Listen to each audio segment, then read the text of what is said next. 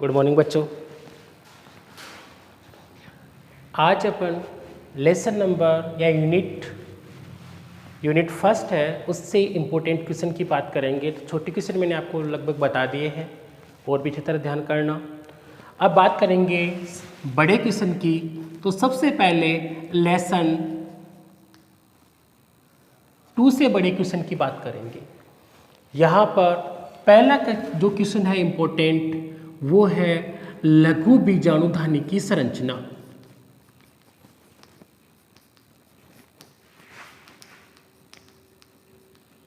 सचित्र समझाइए बड़ा क्वेश्चन।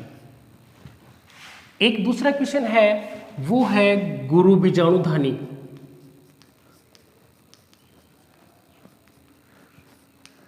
गुरु बीजाणुधानी है उसको सचित्र बताना। और तीसरा है बीजांड के प्रकार।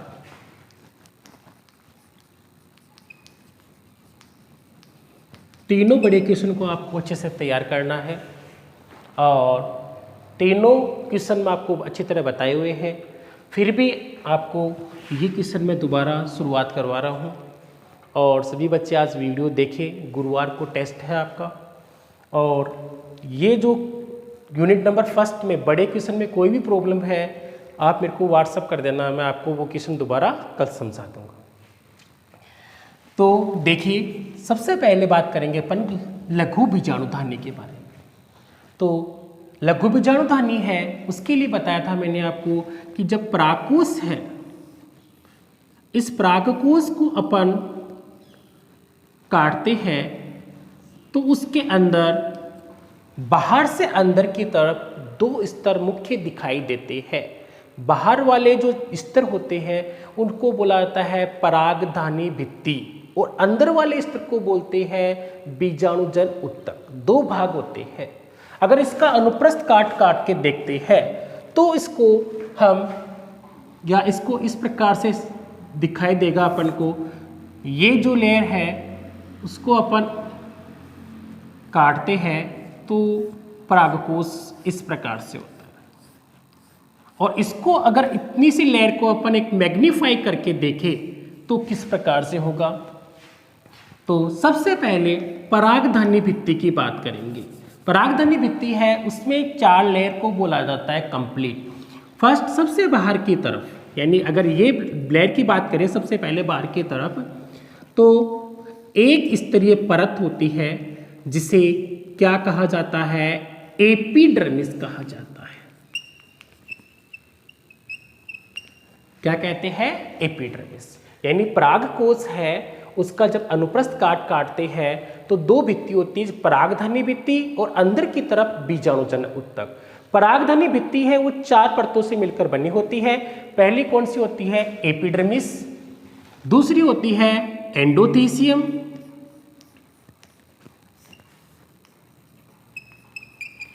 और उसके नीचे होती है मिडल लेयर।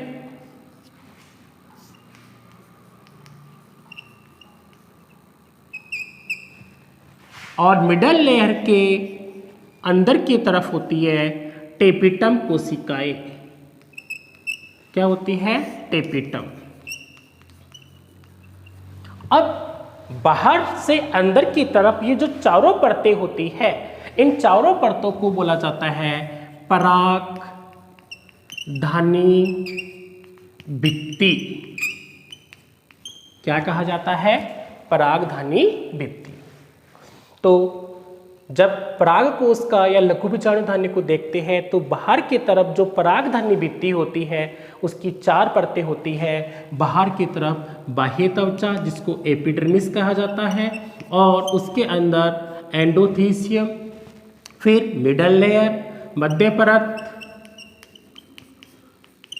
एंडोथीसियम और अंदर ही अंदर टेपिटम। और मैंने क्वेश्चन ही बताया था आपको, टेपिटम के कार्य बताइए। और फिर इसके अंदर जो उत्तक होता है उस उत्तक को बोला जाता है बीजाणुजन उत्तक। और वो बीजाणुजन उत्तक है वो किसका निर्माण करता है, ये बीजाणुजन उत्तक होता है वो बीजाणु मात्र कोशिका का निर्माण करता है या लघु बीजाणु मात्र कोशिका का निर्माण करता है जो अर्धसूत्री विभाजन के द्वारा लघु बीजाणु बनाती है। क्या बनाती है? लघु बीजाणु बनाती है। अब इन चारों की अपन बात करेंगे, वो इसको बताया हुआ भी अच्छी तरह, दोबारा रिपीट कर रहा हूं तो अच्छी तरह ध्यान देंगे। सबसे पहले तो आपको ये लिखना है कि परागकोश है, उस परागकोश की बात करेंगे तो परागकोश क्या होता है? द्विपालित। द्विपालित, प्रत्येक पाली में कितने कोष्ठक होते हैं? 2। इस प्रकार से एक परिपक्व परागकोश में 4 लघु बीजाणुधानी पाई जाती है, परंतु कुछ ऐसे कुल भी होते हैं जिनमें 2 ही लघु बीजाणुधानी होती है, जैसे कपास है, उसके अंदर पाली एक पाली होती है, इसलिए इसमें केवल 2 ही लघु बीजाणुधानी पाई जाती है। बाद में लिखेंगे कि लघु बीजाणुधानी है उसकी 2 परतें होती है, परागधानी भित्ति और दूसरे कौन से होता है? बीजाणुजन उत्तक। अब बात करेंगे सबसे पहले किसकी? परागधानी भित्ति की। परागधानी भित्ति है वो 4 परतों से मिलकर बनी हुई होती है। पहली कौन सी हो गई है? बाह्य त्वचा। तो क्या लिखोगे? 2 ही लाइनें जी। इसकी कोशिकाएं ढोलक के आकार की होती है, अर्थात बीच में उभरी हुई, किनारों पर पतली होती है, तो इस कोशिका को क्या बोलते हैं? ढोलक के आकार की। और क्या होती है? एक स्तरीय, यानी यह एक स्तरीय ही होती है। फिर दूसरी परत कौन सी है? एंडोथीसियम। इसको आप किस लैंग्वेज से लिखोगे कि एपिडर्मिस के ठीक नीचे, एपिडर्मिस के ठीक नीचे परत पाई जाती है एक स्तरीय, यानी इसका भी एक स्तर होगा, इसका भी एक स्तर होगा, तो एक स्तरीय परत पाई जाती है जिसे क्या कहते हैं? एंडोथीसियम। और एंडोथीसियम के अंदर एल्फा सेलुलोज की रेशेदार पट्टियां, एंडोथीसियम में क्या कहती है? एल्फा सेलुलोज की रेशेदार पट्टियां पाई जाती है, और ये रेशेदार पट्टियां हैं वो परागकोश के स्फुटन में सहायक होती है। जब परागकोश का स्फुटन होता है तो ये रेशेदार पट्टियां कार्य करती है। ठीक है, दूसरी में हो गया। तीसरा क्या लिखोगे? इतनी सी है। तीसरी जमीन के ऊपर कौन सी परत है? एंडोथीसियम। नीचे की तरफ कौन सी है? टेपिटम। एंडोथीसियम और टेपिटम के मध्य कितनी? 1 से लेकर 3 परतें। देखो ये कितनी होती है? एक स्तरीय।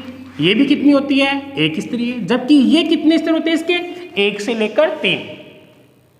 तो 1 से लेकर 3 स्तर पाए जाते हैं जो अल्पकालिक होती है, यानी कुछ समय के लिए होती है, बाद में परिपक्व में क्या हो जाती है? अनुपस्थित।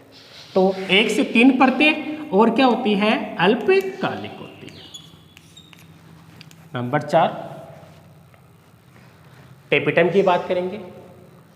टेपिटम है ये सबसे आंतरिक परत होती है और ये मुख्य परत होती है। मुख्य परत अधिक जीवद्रव्य होती है, सुस्पष्ट होती है, अधिक जीवद्रव्य पाया जाता है इसमें, और ये परत है वो मुख्य काम बताए हुए हैं। टेपिटम के 2 प्रकार ही बताए हुए हैं और काम भी बताए हुए हैं। प्रकार तो है टेपिटम के कितने? 2।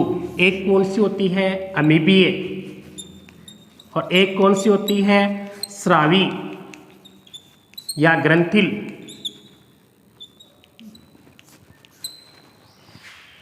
ठीक है, तो अमीबीय, स्रावी।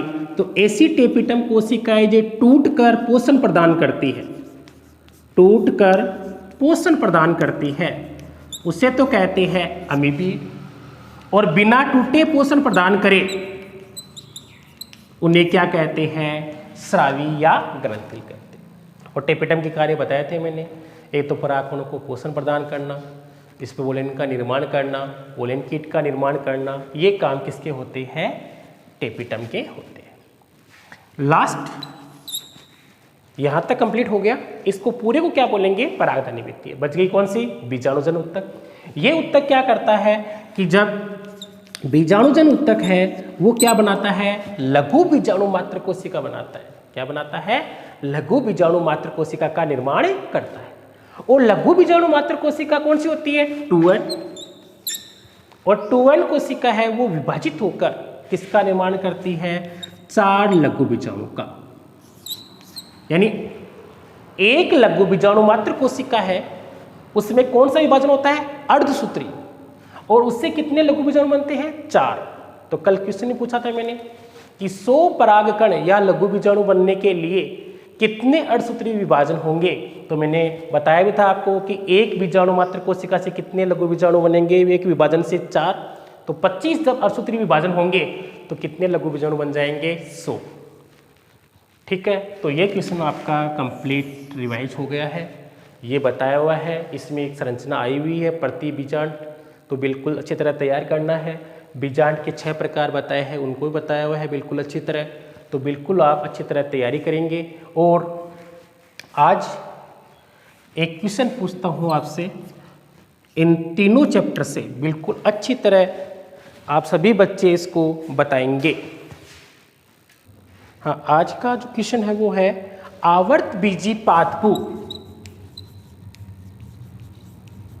आवर्त बीजी पादपों के 56% कुलों में